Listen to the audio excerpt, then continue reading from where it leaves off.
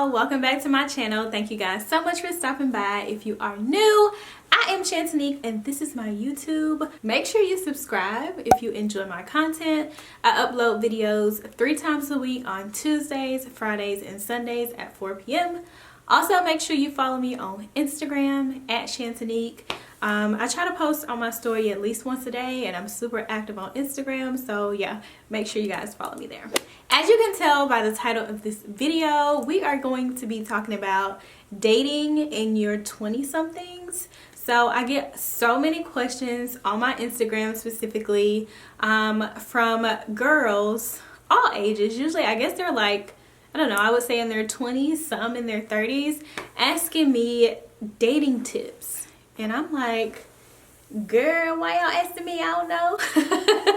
But I sat down and I thought about it and I was like, you know what? I could come up with a couple of tips and kind of give some advice about dating. I know so many people love Atlanta. Reality TV has really given us a rep. If you are interested in dating tips for your 20-somethings, keep watching this video. So, let me tell y'all the tea about Atlanta. Hold on, let me get real comfortable. Dating in Atlanta is like exhausting. So obviously I'm not in the dating market now. I have a boyfriend. We've been dating for like a year and a half, but I didn't just randomly meet him. Like, y'all will have to watch the video about how we met, but I didn't randomly meet him. I know him. I know his whole family. Really cool with his brothers. My family knows his family. I didn't just randomly meet him and start dating him. And I have to put that out there because dating in your 20-somethings is scary.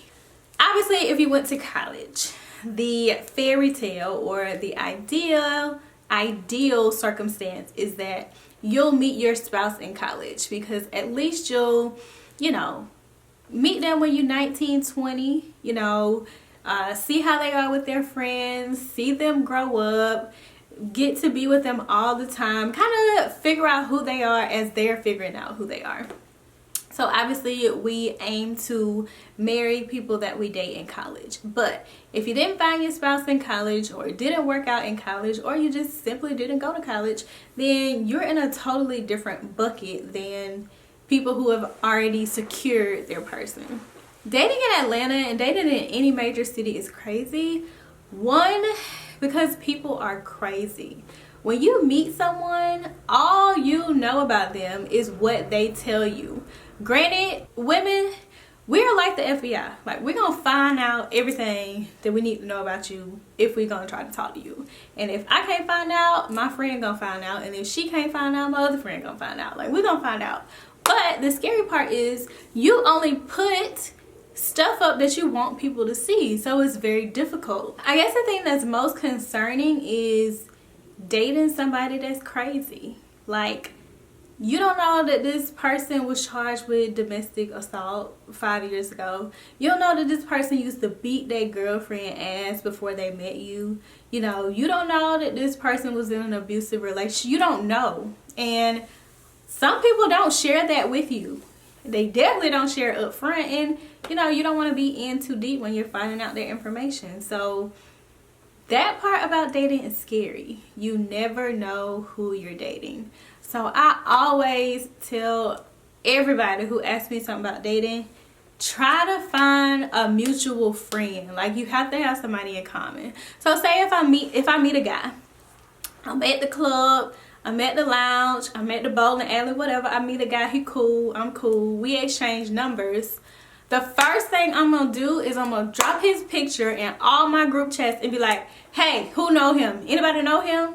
Let me go look at his mutual friends on Instagram. Let me look at his friends on Facebook. Who knows him? And then I need to get the background.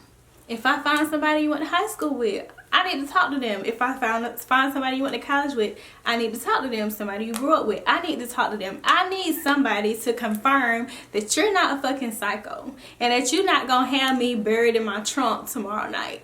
Honestly, that's just real shit, because that happens. That's the first scary thing.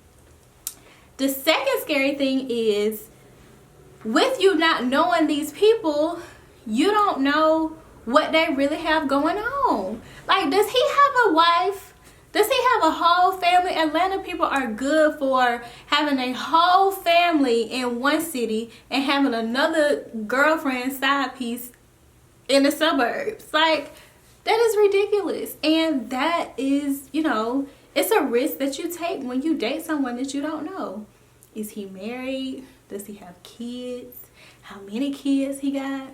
Who he stay with? Who he live with? Does he live with his baby mama? Is his sister really his blood sister? Or is that somebody he used to really deal with a couple years ago? Like, what is it? You have to ask all those questions and you have to do that research. Or the third thing that's scary about dating is disease.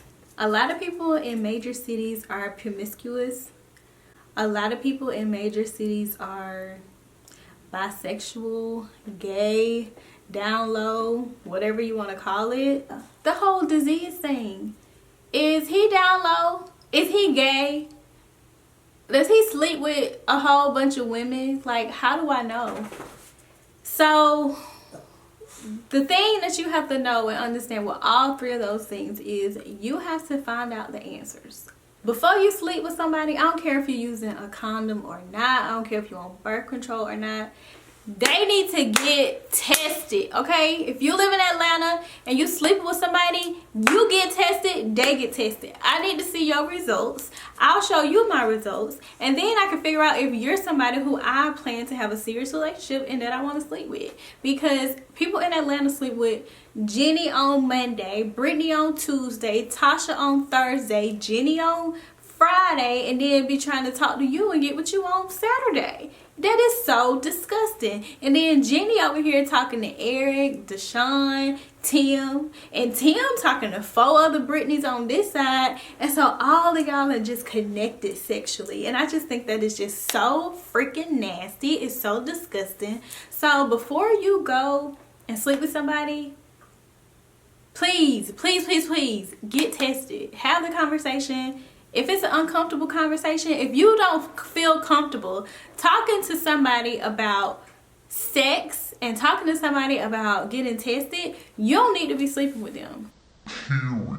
I don't care how old you are, what your orientation is, what your preference is, it doesn't matter. If you can't comfortably talk to somebody about sex and talk to them about your concern about sexual diseases, you know, their partners, if you can't talk to them about that, then what y'all doing? What you talking to him? What you talking to him for? I'm not about to talk to you. I'm not about to talk to you if you make me feel bad because I'm asking you how many people you slept with, or because I'm asking you to get tested before we take it to the next level. I don't want to deal with you. Period. The other issue that you have to deal with is people are fake.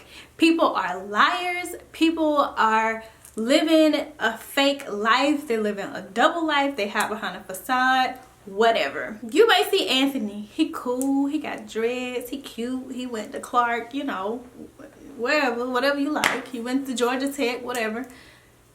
And he drive a... what car everybody got here? Everybody got a little Mercedes. Everybody got them little C-Class, little CLA 250, little CLA 300. Everybody got a little Mercedes, okay? He got a little Benz, okay? He say he a project manager, all right? He worked for Home Depot, not the store, don't get it twisted. Home Depot corporate, okay? So got a little good job. He went to Clark, Atlanta, okay? Cool, he got a degree, and he drive his Mercedes. So hey, this a winner. Like, I got somebody who own their shit. They got a car, they got a career, they went to college, you know, they dress nice, they look good, they look clean, all that. He live out in McDonough, okay, cool. But you live in Atlantic Station, you live in the city. So he like, well shit, I'm always in the city. I'ma just slide through your crib and see you, cause you know, I'm a gentleman. I'm gonna come over your house. I don't want you coming to my house, cause you know that's whatever. That's how he do. So now it's time for you to go to McDonough. So you going to McDonough. You like, oh, you know, my little boo aunt live over here. You know, let me just hit him up. I'm gonna slide through. Okay. You hit him up. He don't want you to come over, but you like, oh, I'm coming over. So you come over. 4 grown men living in a 2-bedroom apartment. That's when your sensors need to go off and say, okay, why is he living in an apartment with 3 other grown men and it's a 2-bedroom, but he drives a Mercedes and he says that he went to school and he has a degree and he works the Home Depot corporate and blah blah blah. Like, I don't know. If you live in Atlanta, the first thing your friend gonna say is, no girl. The thing that you have to be concerned about in Atlanta is people are fake. What you see on Instagram, what you see at the club, what you see on Facebook, what you see at the mall is not real. Most of the time, it's not real. So those are the type of things you have to watch out for. With dating, y'all, please take it slow, okay? Talk to somebody. Get to know them. Don't let folks come over your house. Don't be going over nobody's house.